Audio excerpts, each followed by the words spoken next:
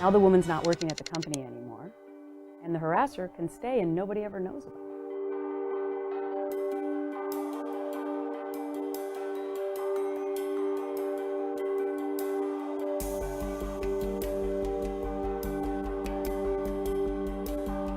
So the Supreme Court ruled on arbitration clauses more than 20 years ago, making them an accessible vehicle for corporations to put them into contracts. So I guess the excuse was so we wouldn't clog the courts with workplace disputes.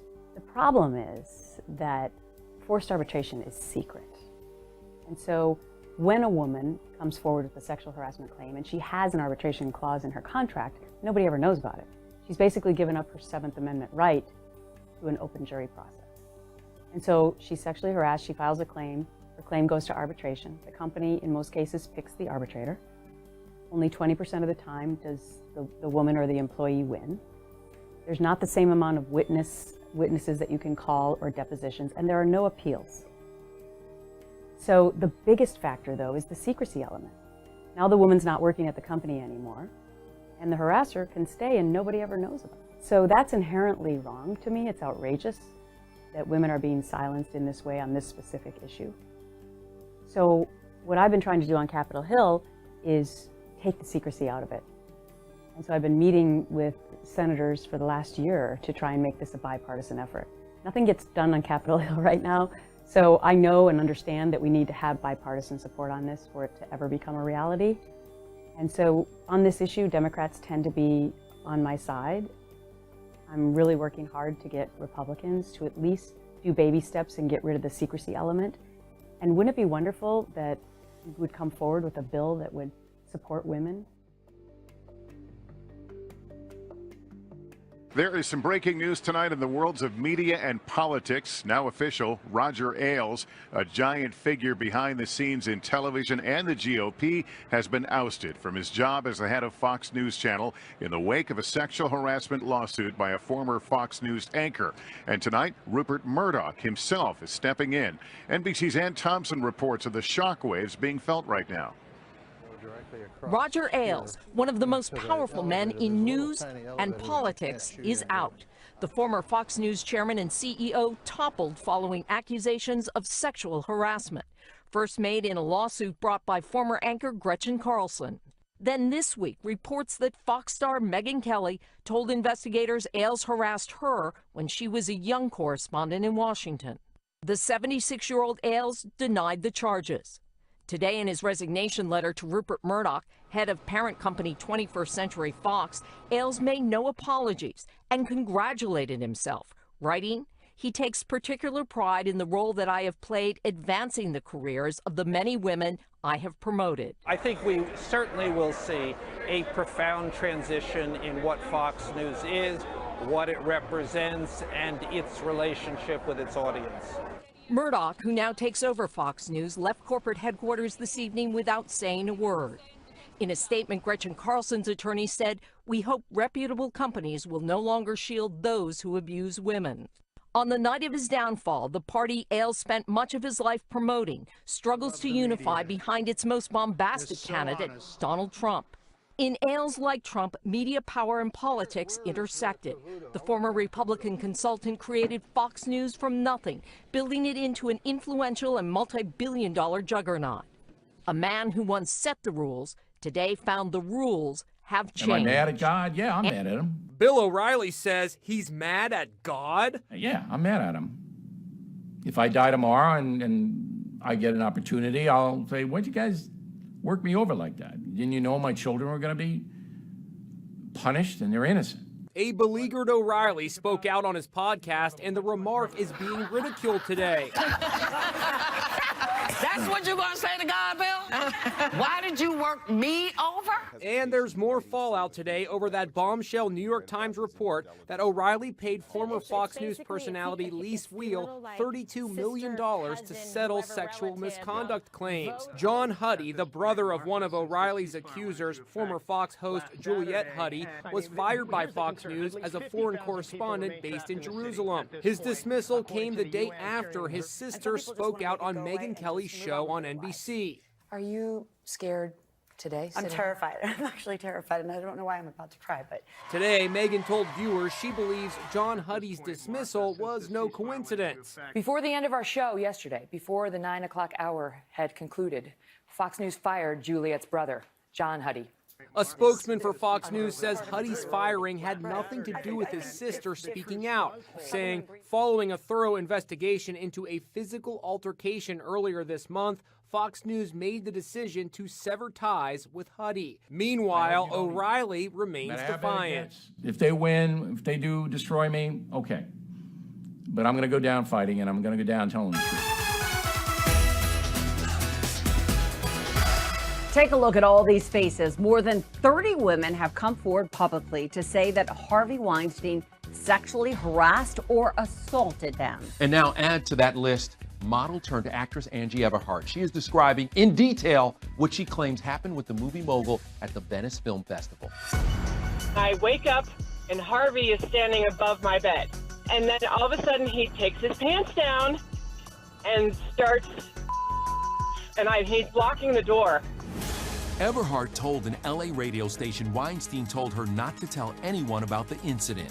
The mogul is in Arizona right now. He had planned to go to an inpatient treatment center for sex addiction there, but a source tells us he will instead receive treatment at a private Arizona residence where therapists will come to him. Meanwhile, a lot of people are wondering if Weinstein could be charged with a crime. At least 32 women have come forward reportedly claiming they were sexually harassed or assaulted by the mogul. Rachel Stockman, the editor-in-chief of Law News, says charges are possible, but there are a lot of factors at play. It's going to depend on where it happened, when it happened, and in, of course, what state, because different states have different statute of limitations. Weinstein's attorney has said any allegations of non-consensual sex are unequivocally denied by Mr. Weinstein. Oprah addressed the Weinstein scandal on Facebook, writing, "I believe a shift is coming.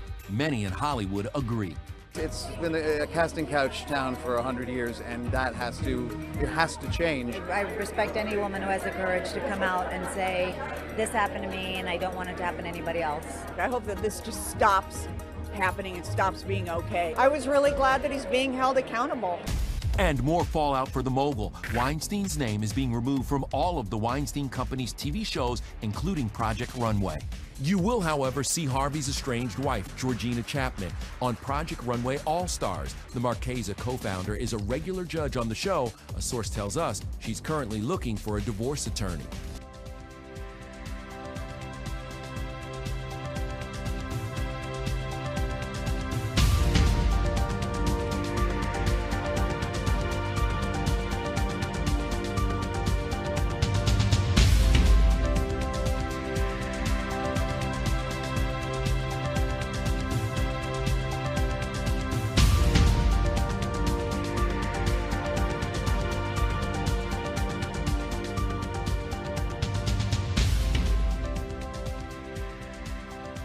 The Hollywood Reporter says that CBS is looking into allegations of sexual harassment against Emmy winner Jeremy Piven. He stars in the CBS drama Wisdom of the Crowd. In a series of tweets on Monday, actress Ariane Bellamar claimed the Entourage star groped her on 2 occasions. She also said that he sent her abusive, explicit texts. Now, Piven says, "I unequivocally deny the appalling allegations being peddled about me." Earlier this week, a former staffer of the CBS show Hawaii Five-0 sued the network. She says colleagues repeatedly harassed her. The lawsuit claims a manager addressed the behavior but did not punish anyone. CBS is not commenting.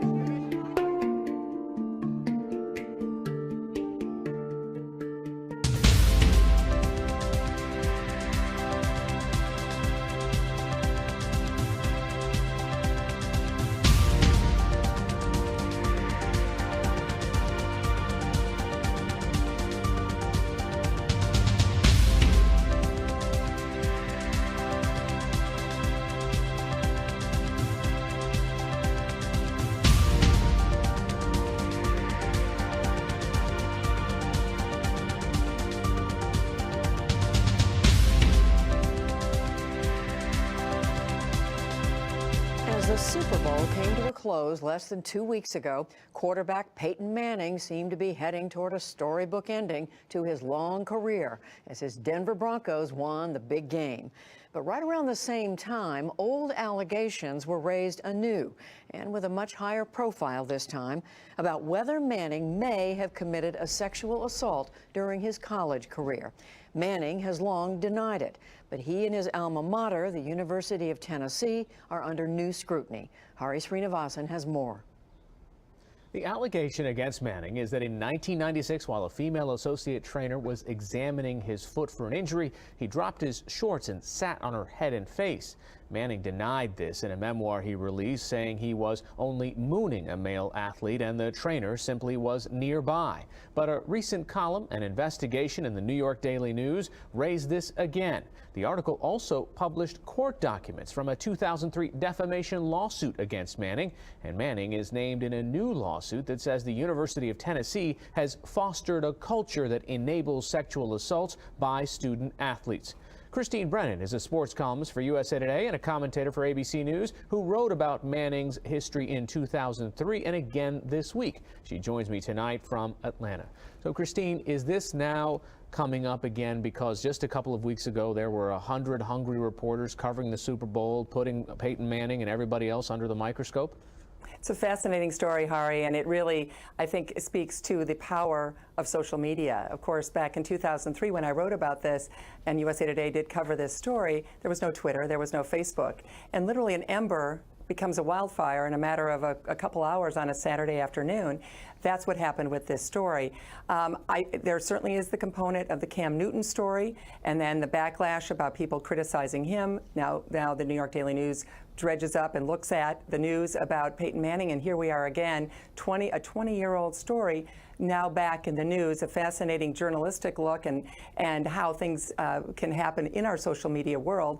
And also, I think, look at a powerful, very popular family, the first family of football, the Mannings, and how they have perhaps engineered news over the years, and now a story that they cannot control. The Cam Newton story was about the allegation that you stole a laptop years and years ago, right? But, besides the social media fact, did this first family of football try to suppress this or smear the person who made these allegations? What was the history and why is that so important now? Not with me. I never had any contact with the Manning family. I've never heard from them. And of course, if I had heard from anyone saying, don't write this, I would have redoubled my efforts as a journalist to work on the story and write it. That would be the way I was trained, and that's my sense of journalism. But I understand in one case, ESPN radio host Paul Feinbaum told me yesterday on the record that he received phone calls from Archie Manning, or at least one phone call, when he was a columnist in Birmingham, Alabama, when Archie Manning, this great star from the Southeastern Conference, calls you and you're in Birmingham, Alabama, and says, please don't write this story, back in the 90s, and it's the Manning family. Paul Feinbaum said he's a little embarrassed now, but he said he didn't write it because he understood that that was a big thing. I think that's a big part of it, and I also think the fact is you've got a lot of small towns in the Southeastern Conference around the country. People love their college football, and I wish I could say that journalism would trump that, but that's not always the case. So Peyton Manning has not responded to this most recent wave of accusations or this resurfacing of these accusations. Is there a consequence to this? Because you turn on a TV these days and he's selling just about everything. Well, and in one case, Ultraviolet, a women's rights group, has called on at least two of his sponsors to say, drop him and cut ties, the business ties. I don't know. It's hard to, I think it's important as journalists, Hari, to say what we know and say what we don't know. I do not know what the future holds for Peyton Manning. I certainly know this is not the way he wanted to exit the NFL if in fact he's retiring. This is the last thing he wanted because his legacy today, his reputation today is more tarnished than it has ever been.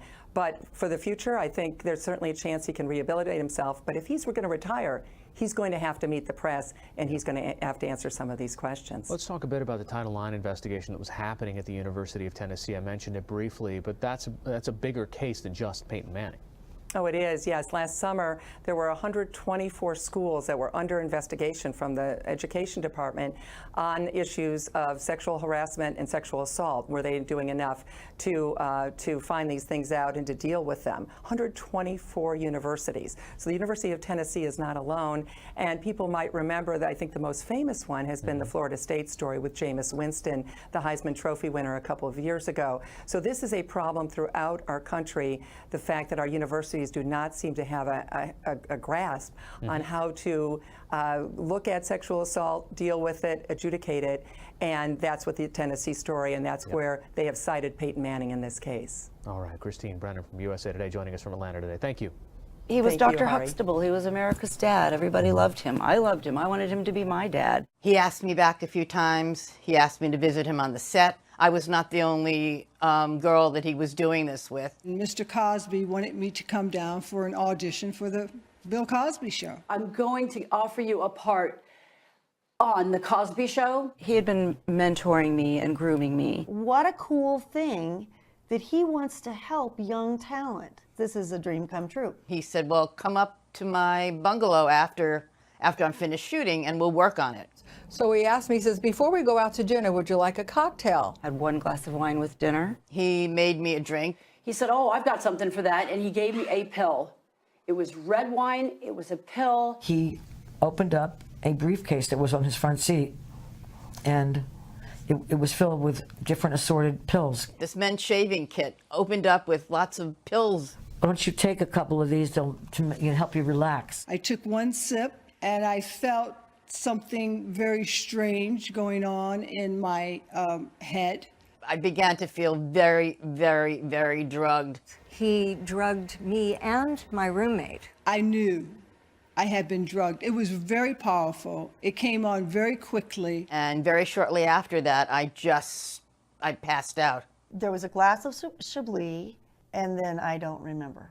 The last thing I remember, I had blacked out and Cosby mounting me. She passed out, and I pulled him off of her. The room started to spin. My speech was slurred. And before I knew it, I was with my head over the toilet, throwing up, in a white t-shirt and my panties, and he was looming over me in a white robe. I woke up, or came to, very groggily with him removing my underwear. I do remember waking up in his bedroom, and he's naked. He was forcing himself in my mouth. The next thing I knew, it was 4 o'clock in the morning. I woke up in a bed, naked, bruised. There was a lot of pain downstairs. There was semen all over me, and that my pajamas bottoms were off. I woke up out of a very confused state, and knowing that my body had been touched without my permission. I knew I was raped. I was embarrassed, and at that point, fight or flight, I just packed up and I got the hell out of there. But who's going to believe me? Bill Cosby, the all-American dad, the all-American husband, the person, Mr. Jello, that everybody loves. Cosby was a very powerful man. I was looked at directly in the eye by Bill Cosby and said, I had better never, ever see your face or hear your name again. And I listened.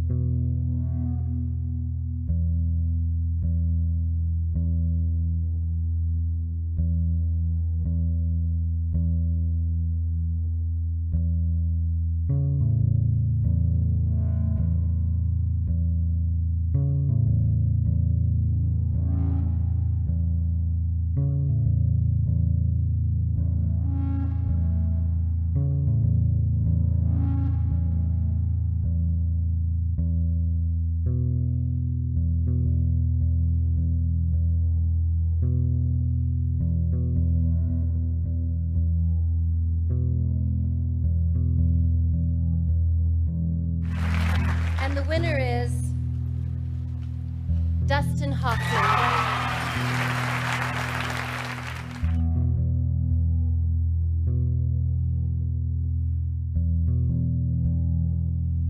When I went north the first time, the Wagner Company didn't know where New England was. But why don't you tell these things to Howard? Oh, I will.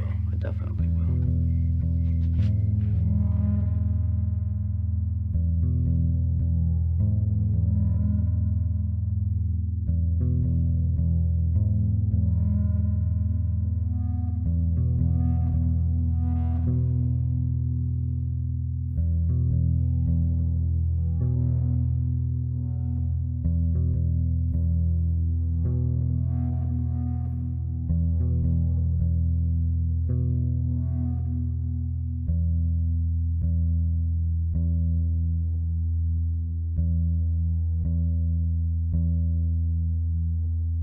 In this case, though, Mr. Kennedy was doing, in effect, the bidding of Hillary Clinton. Uh-huh.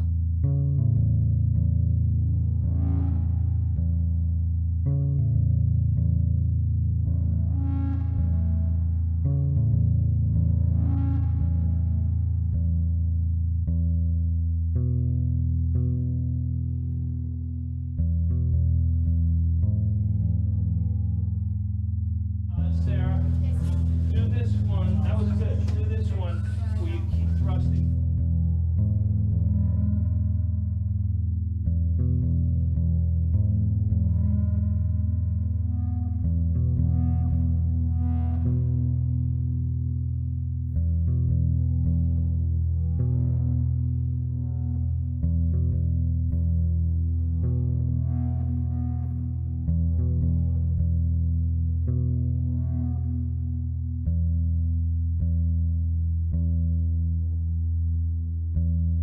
Lockhart, you started the Curb suite of blogs and ended up selling them to the new media upstart Vox instead of actually to an old media company.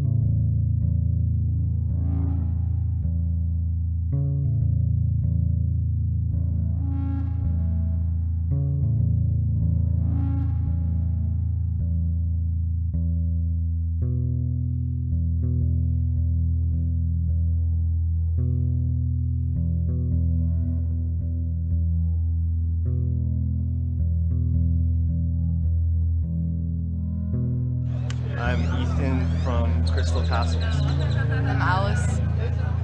Yeah, we played here last year.